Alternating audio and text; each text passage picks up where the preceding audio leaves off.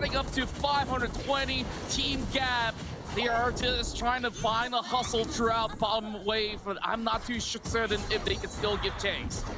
Right, but we have to remember as well, you know, there's still a minute and a half left, more or less. I think they have a huge chance of coming back against 620 Kings if and only if they can take them all out. But let's find out if that's going to be what's going to happen for this final push, Contra.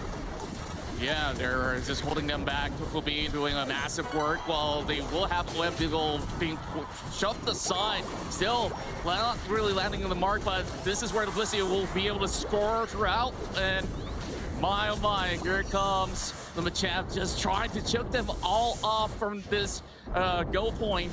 While over top side though, Fetter just trying to add a little bit more in. 40 more seconds. 520 points is kind of hard to beat in half a minute, but they will try nonetheless. Yeah, that's what I'm talking about. You know, like, again, if Team Gap was able to take down 620 Kings, like everyone in their team, then yes, perhaps Team Gap might have been able to catch up in terms of points. But unfortunately, as we all saw, there, you know, 3 of the Pokemon from the side of Team Gap was taken out here by 620 Kings, and all they're doing is just dancing, knowing the fact that 620 Kings already wins this game number 1, and on game number 2, let's find out how they're going to be able to adjust against them. Yeah, just solid work throughout the course of the battle. 1620 Kings, they come up on top against Team Gap, and it's all about all the Dreadnought fights that have led up to this massive lead. And even though they let go of the final Dreadnought, their objective was absolutely clear, where they just continue to have Buster as well as Captain Tin putting in points after points. So JJ, anything else that we should actually highlight about this match? Right, so this is what I'm talking about earlier, right? Like, Team Gap's gameplay on, you know, day 1, you know, yesterday, wouldn't necessarily and wouldn't really mean that they're going to be able to convert. Testing. You know, there's a lot of time that's already passed from day 1 to day number 2. And, you know, obviously it showed here in this game how 1620 Kings was able to just almost dominate the entire game, though I'd have to say, you know, Team Gap was able to answer back against 1620 Kings. At one point in this game, unfortunately, 1620 Kings is going to be the one on top for this game.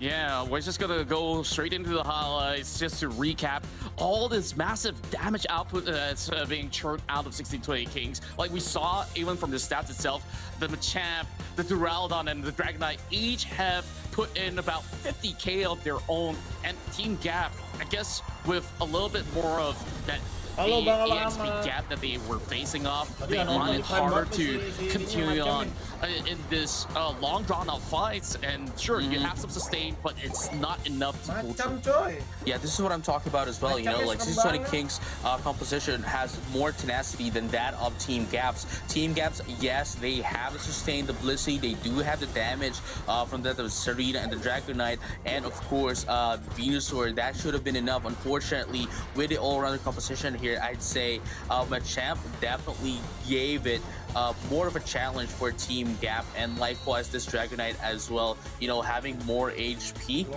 than that of, you know, regular attackers. It just allowed it to how do I say this? It just allowed it to sustain itself and allow itself to prolong itself on team fights. Although I have to say, you know, Serena unfortunately wasn't that Serena obviously coming in from the side of Team Gap, you know, it didn't really pave a lot for Team Gap on that match. So hopefully in game number 2 we hopefully we get to see, you know, this arena from yesterday. Yeah, overall, like, Fetter tried to find ways to enter a fight effectively, but then again, which target would you really want to pick up? Because they're just so beefy after all, and the only time that we did see Fetter pull off some good stints is overall to the topside go zone, which she started it off with the Queen's Ascent, and after that it led to a huge team fight. So that was just one fight won. What about the next few? So I feel like they just have to get it all together. But if there's going to be any sort of switch of Pokemons that you would like to see in game 2 for Team Gap, what should they really change though? Because this is something that's kind of standard that they've been running. Right, so at least for Team Gap, Just to answer your question, right? With their compositions, it's okay, it's fine. However, they would want to target down the Hoopa and of course that of the not the Geraldine, but rather the Dragonite for the side of Team 1620Ks, just because of the fact that is, I'd say, the core of the team that allows them to score a lot and allows them to take in the objectives. If they can deny the Dreadnought, sorry, not the Dreadnought, don't deny the Dreadnought, deny the Dragonite, they're both Ds, right? Deny the Dragonite and deny the Hoopa as well. I think they would have a very good chance of getting their power spikes before 1620 Kings can get theirs. Because again, you know, Serena evolves twice, Dragonite evolves twice, we have the the Machamp evolves twice as well. It takes a while for it to reach its power spike. So if they can deny it from the early game, then that would be a winning con. You know, that would be the key for them to win against 1620 Kings. Yeah, overall, I think they knew exactly what to do when it comes down to how 1620 Kings have executed their draft composition. So if you want to go for that Machamp, sure, he's just gonna unload everything from the barrage blows and udah pas kan suara live-nya? Now we're gonna move straight into the draft for game 2. So in particular, I'm looking at Federer just moving around with all his selections. This time they're introducing Cramoran in the hands of Kai. So do you think that this is actually better than what we saw back in game 1? I mean, okay, it's actually quite interesting, you know, to see the Cramoran again. There's a lot who has been using Cramoran quite lately. However, if we do see, you know, the Cramoran, it just provides so much for their team, especially in terms of CC. Then now with this composition, you know, we have the Dragonite, Serena, Blissey, we have the Hoopa and the Cramoran. Definitely, if Cramoran would be playing more into the crowd control side, then Dragonite and Serena would be able to deal out damage against their opponents quite freely. If they can hit them with the, you know, if they can hit it with. Gua kecilin aja ya. Main ini dulu. Masih lama. Tanding lagi. Mereka tuh dari tadi pakainya Blissey mulu lah. Sekarang Blissey dipakai mulu.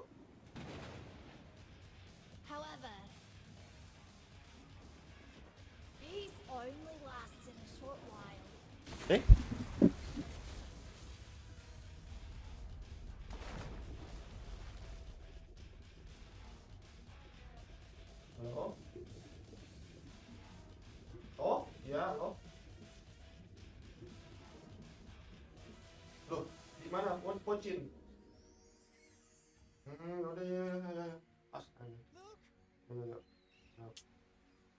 Ya.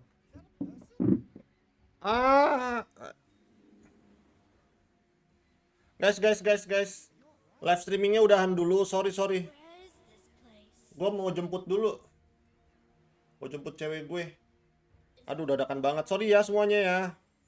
Janjinya sih jam 2 sebenarnya. Gue pengen live streaming jam 2. Semoga ya gue jam 2 udah bisa balik ke sini ya. Bye-bye. Dadah.